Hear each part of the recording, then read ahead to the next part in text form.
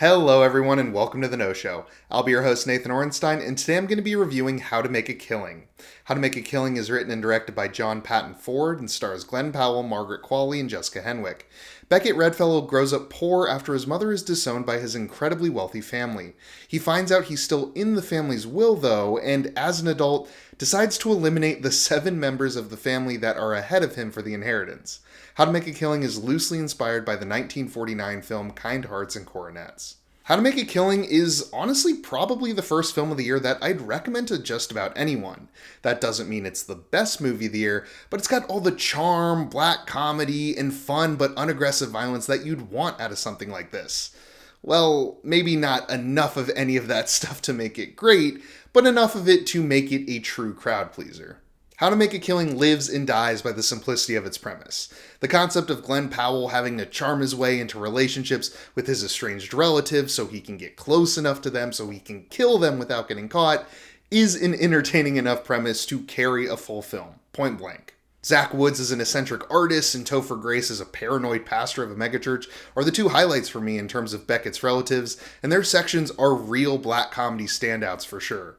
But those are just 2 examples, and honestly, the movie could have doubled the number of relatives Beckett had to kill, and I think it would still work. It's just such a surefire concept with endless opportunities. And Glen Powell is up to the task, having to sort of shape-shift his character for each of these scenarios while still maintaining his signature charm. It reminds me a lot of his performance in Hitman from a few years ago, and I personally love that movie. Like I alluded to earlier, the movie does play it relatively safe though, not going too hard with its black comedy or too brutal with the actual kills, but I don't personally think this is much of an issue. Just don't get too excited about that R rating, because this does lean closer to PG-13 for sure. Unfortunately though, I think this movie is at its lowest when it tries to go outside its core premise.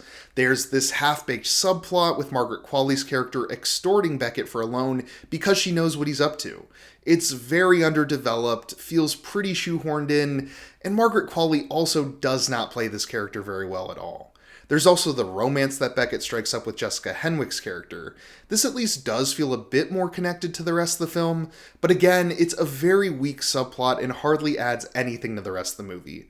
Ultimately, the stuff that isn't directly about Beckett killing his family and chasing that inheritance money is mostly just a distraction from the actually entertaining and well thought out stuff. I also gotta say that there is such a thing as too much Glen Powell, I've learned. There are a few moments here where he's really laying it on thick, and it kind of came off as stiff, weirdly enough. The movie is really good at doing one specific thing well, and luckily that thing is the majority of the film, but it does lose its footing basically every time it deviates from that course. How to Make a Killing is a good time that does feel like the first crowd pleaser of the year. Watching Glen Powell charm his way through these situations that eventually end in murder is a lot of fun, even if the rest of the movie definitely feels like a letdown.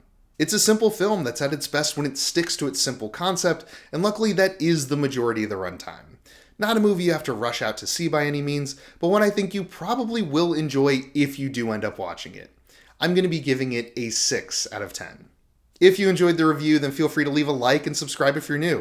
And if you've seen How to Make a Killing already, I'd love to hear your thoughts down in the comments below. I've been Nathan Orenstein with The No Show. Thanks for watching.